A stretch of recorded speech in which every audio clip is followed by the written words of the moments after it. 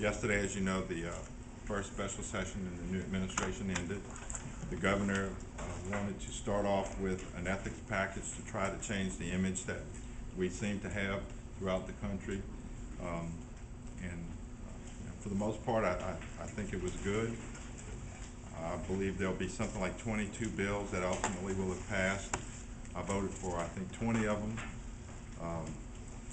Some things about transparency, prohibiting legislators and certain members of the state administration from doing business with the state. All of those things that we did in local governments forever, all those prohibitions that we've lived with forever, now we got a little wisdom up at the state and we're going to prohibit them at that level. So thank goodness those things finally came to pass. There was one bill that I voted against. I guess I've gotten quite a bit of press on it throughout the state, and that was House Bill 1. And I think that some of my legislative friends have told me that they wish they'd have voted against it, but they were afraid to vote against it.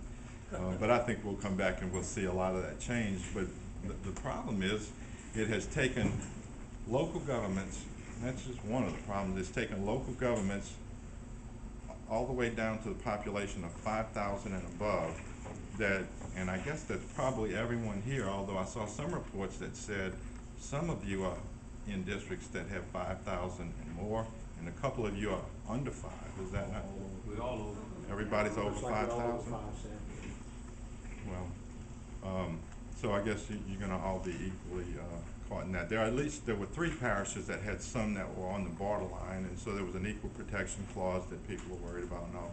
But the disclosure is quite extensive. I mean, you're going to have to disclose your assets, in some cases your liabilities, what business you do, where your income comes from, as well as your spouse. It's bringing a certain amount of I don't know, I call it an invasion of privacy to a level that I don't know that was really necessary for the levels of government that it was taken down to. But beyond just you as parish council members and us as legislators, which I certainly don't have a problem reporting mine, but if you have a board or a commission that expends more than $1 million, they have to do it too. So even if that board is created underneath your auspices, not just the state board, they have to report it too.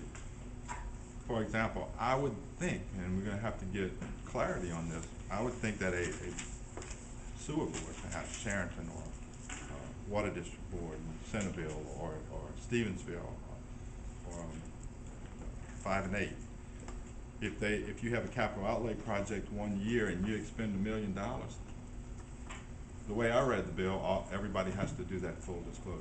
And so my question to my colleagues rhetorically was, how many people are going to do that and want to stay on those boards?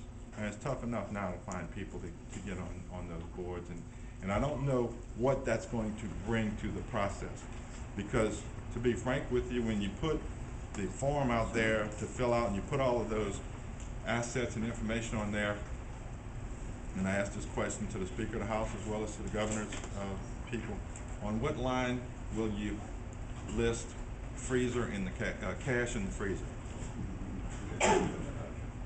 That's our problem in this state, is the real corruption that goes on, the bribe taking, the kickback schemes. If we just enforce those and stop putting all these onerous things and putting more government, bigger government, I don't know if it's going to take 5,000 ethics police to chase everybody down and watch everything you do or whatever, but sometimes it just goes a bit too far, and that's why I voted against it. If you're a local government person in any level, even under 5,000, 30 days before qualifying for the next election, anyone who wants to run for that office, incumbent or not, has to fill out that report. Think about that. Think about the chilling effect that's going to have on people wanting to get into government. These are all things that as we read it and saw it, some people were concerned, some spoke about it, and one guy voted against it. And I just think it's just too invasive. The 5th article of the Bill of Rights of the state constitution gives you the right to privacy, and unless you violate some law or for some reason you should give that up, then I don't see any reason why you should have to give that information just because you're you know, just because you serve on a board or a commission, you're trying to do something good for your community. Some of the communities in this state have maybe 500 people. There's a certification that they have to do, 500 people in them. City council members don't make $10 a month. The minimum fine, if you fail to do this, if you fail to do it, you're given a 14-day warning. Then the minimum fine is $1,000, the maximum fine is $10,000, or you can go to jail for 6 months.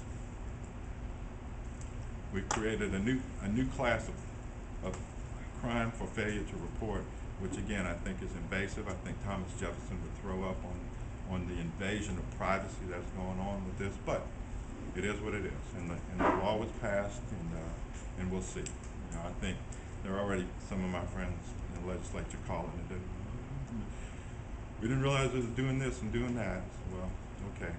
Now on the other side of that, the Superdome Commission, which oversees millions and millions, and maybe even billions, don't have to report anything. They were left totally out. When we tried to put them in the bill, Representative Freddie Mills from St. Martinville, who's very good, Brogrid, very good man. He and I collaborated. We pulled up some of these bigger boards of the state where real corruption happens. Said, we want to put this in as an amendment. We were ruled out of order because it wasn't in the governor's call. So we're going to come back in the regular session, and if we're in at the sewer and the water board level, we're going to be in at the Hannah Montana level too. So that's what happened there. Now and I'll take questions. That's in hindsight. That's in the books. That's done. There was more good done than bad, and I was happy to support almost all of the governor's package. I just think this one wasn't well thought out and will be revisited over and over. The governor's told us he's going to call another special session on March 9th. I guess it'll go on about 2 weeks, and that's to expend the surplus. Don't know how much of it they're going to finally declare. It's about $1.2 billion, I think. There will be a surplus for this year. That'll be several hundred million more, which we'll probably do in the regular session. But I just wanted to get any ideas or any input from you today. These things are coming so fast. I've sent the president a letter wanting to get together and have a meeting with 2 or 3 of you or whoever members of the council, but because of the special sessions being called so fast, it was just really hard to fix a couple of days to do that with all the city councils and everything. So I'm going to use this opportunity to ask you for your input, and then anything that you want to send me afterwards in an email, I would like to get that too, on ideas on the excess funds.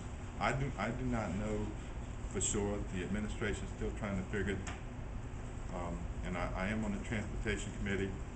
I would be shocked if they don't put in at least 400 or 500, maybe even 600 million of that into roads, additional road improvements, like was done last year in the last administration, which we got the road in Bay Vista overlaid. The one from Greenwood Overpass to Amelia's being overlaid now, and the one in downtown Franklin's going to be overlaid. I'd like to see that replicated so we could get another 2 or 3 roads, and I'd like to see even parish roads considered in that. That's going to be a little bit tougher to do, but we get our rural legislators together and see if we can convince them of that. We also sent the governor a letter asking to include ports. We'd like to see an additional $50 million on top of the $27 million annually put into ports. We'd like to see an additional $50 million dedicated to that. The whole transportation committee sent him a letter asking for that. So far, that's all that I know that we're doing from either of those committees, and again, not a whole lot of feedback from the administration yet.